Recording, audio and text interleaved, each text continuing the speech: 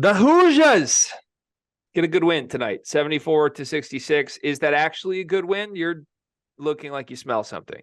Yeah, I do. I smell inept offense and bad fit. Hoosiers stink, man. I'm sorry. Once again, we're going to come on every episode and say they do. They just don't work. This isn't it.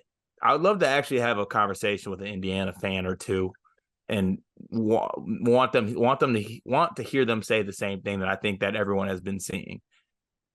This team just isn't it. This team just isn't it.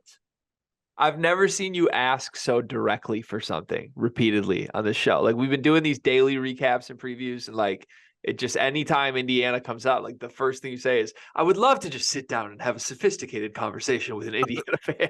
I want them to come back outside. I want to have a conversation. Okay. All right. Yeah, that's fair. Because they wanted to have conversations with us and others, saying certain things about their team, saying certain things about how their backcourt's so dominant and how their point guard is one of the best point guards in the country, not just in the conference. And I've yet to see it. This game was almost a loss. I feel like that's lost when you look at the final score. They win 74-66.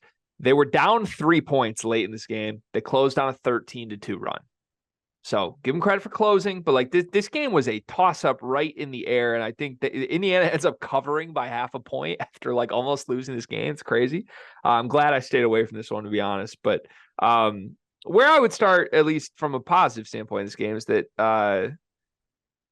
well, actually, there's not much. I was about to like pick out a name, but like kel'el Ware led him again. I mean, led him shot attempts, 12-7. Isn't this like kind of the sleepy kel'el Ware though we were worried about? Like, he didn't assert his will. He just got his 12-7. Yeah, because he can roll out of the bench, and if you play him enough minutes, he'll get 12-7 because he's that talented. But he's still, it seems like he's sleepwalking through games. Can we do a quick cardio cups check in? What we got? 0 points, 2 fouls, 1 assist, and 1 rebound in 9 minutes of action. Yeah, I mean, they needed real good performances from Anthony Walker to win this basketball game. Call it what it is, man. He's our boy, but if Scott Clark shoots better from the floor, Louisville wins this game. Yeah. Indiana got lucky. They got a bad sky night tonight. Yeah. Louisville also turned into like lose the Kentucky Wesleyan Louisville down the stretch, and that's why they gave a 12-0 run.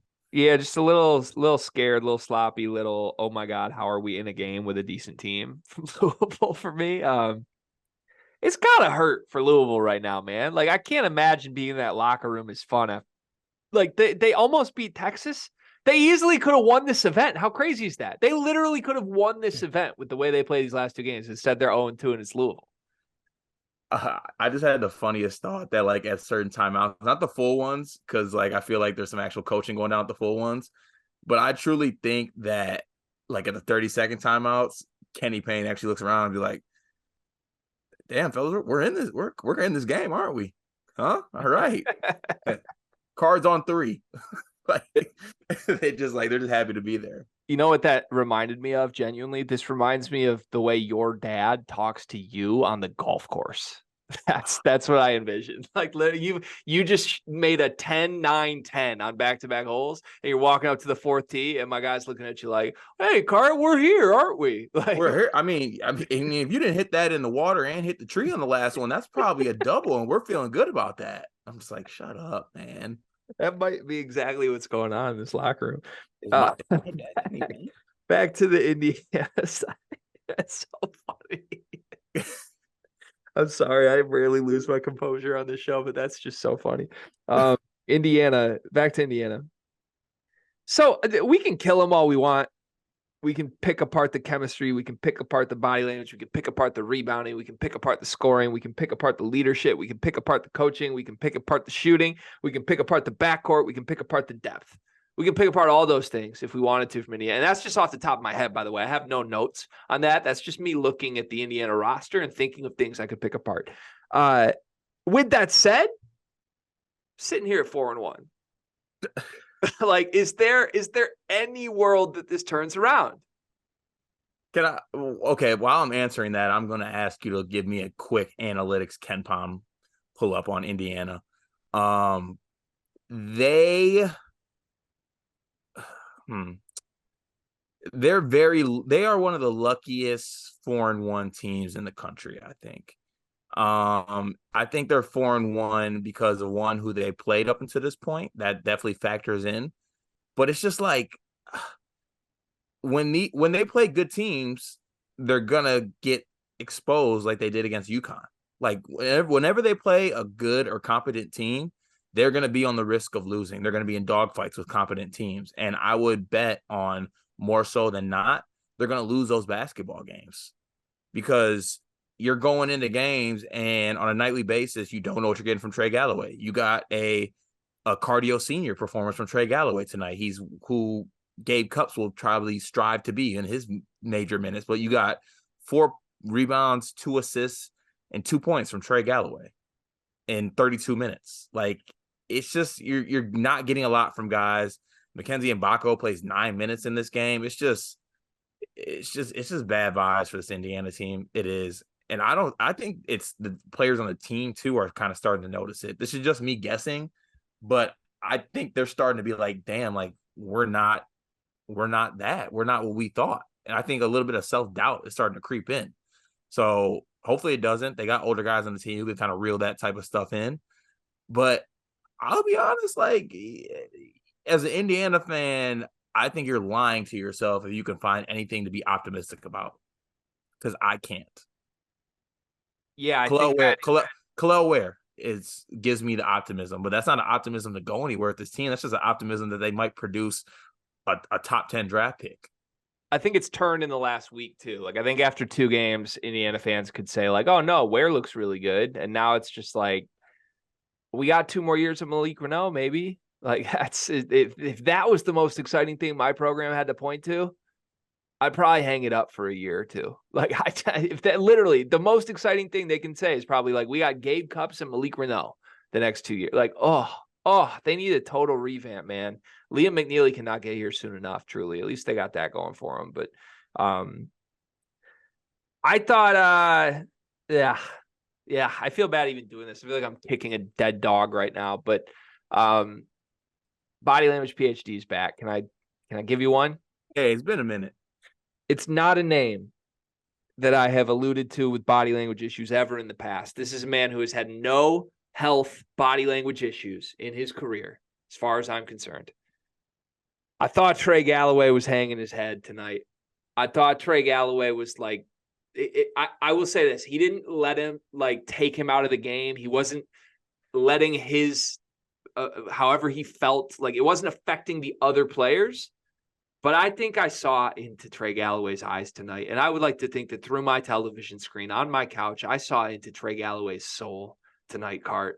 And I saw a defeated man. I saw a crushed man. I saw a smart man. I saw a man who thought when he was committing to Indiana, he was committing to competitive teams that were going to spend years making runs at championships and making runs deep into the NCAA tournament. And I think we saw a man that believed that he could be a 40-minute a game starting shooting guard on a team that could be good. I think he believed that. I think tonight's the night he stopped believing that.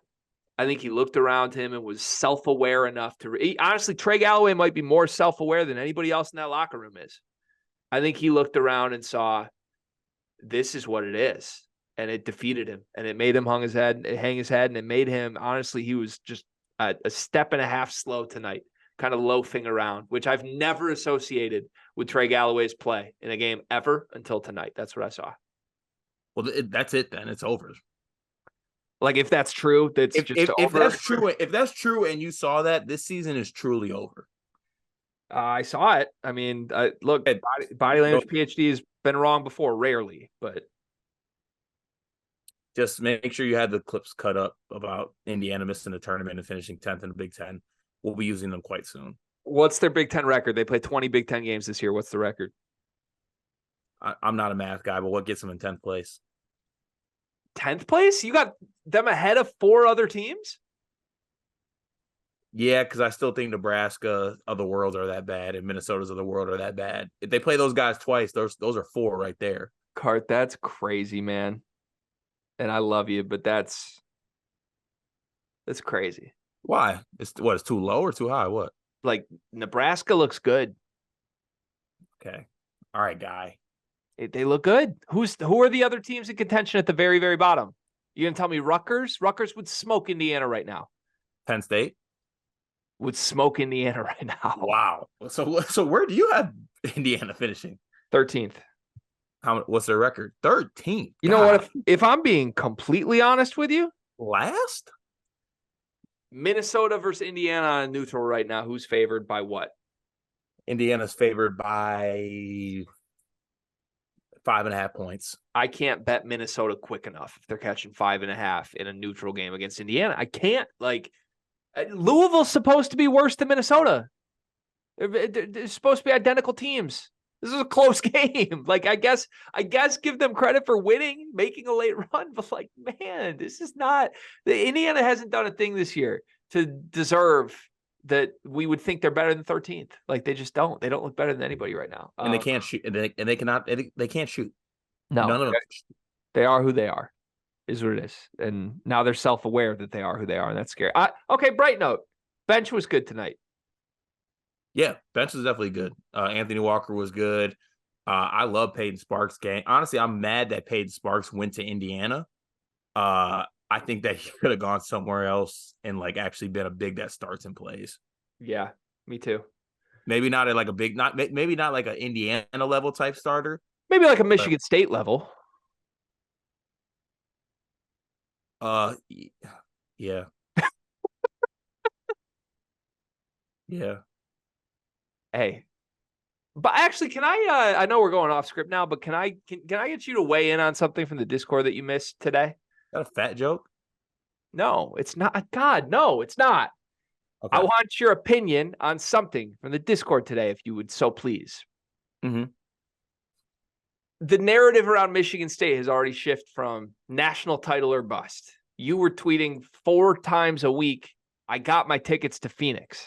Mm-hmm. That's what you were doing. Mm-hmm. And it's already shifted 2 weeks into the season, despite a good performance against Alcorn State. Mm-hmm. But, like, now it's not that. Now you just want a competitive seed in the tournament. Like, that's the people in our Discord, Ryan the Lion specifically, is already out here touting that Michigan State's going to go further than Purdue in March again. So here's my question to you. I asked this to the Discord. We had some different answers. It's a fascinating conversation. If Michigan State gets a 7 seed this year, if they finish the regular season 19-12 or 19-13, 19-12, we'll say they finish 19-12, get a 7 seed in the tournament, play Kansas in the round of 32, beat Kansas, make a Sweet 16 as a 7 seed that finished 6th or lower in the Big Ten. And then they lose in the round of 16 to Kansas State again. Is that a good year? Is that a success? Was that an overachievement for Tom Izzo in the tournament? No. Unequivocally clear? That's a no? Yeah, unequivocally clear. That's a bad year. Yes. Okay. All right. I just want that on record because I can sense it already shifting. Is all I'm saying. I did sell all my, like I canceled the Airbnb and I sold everything. Because I made one of the biggest mistakes that one can make when you're projecting a team to do something. Which is what? I forgot my point guard's WAP.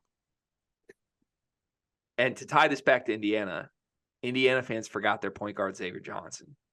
It happens. Or at least, actually, I don't think, to use A.J. Hogarth's own words, I don't think Indiana fans know who he is. Xavier Johnson has also been better than A.J. Hogarth this season. Yeah. That's scary. That says a lot about the rest of Indiana's roster. A.J. Hogarth has been the worst point guard in the Big Ten this season. All right, this is an Indiana video, not an A.J. Hogarth video. Okay, but I'd just like to make that unequivocally clear. I can go up and down the point guards in the conference, and A.J. would be picked last.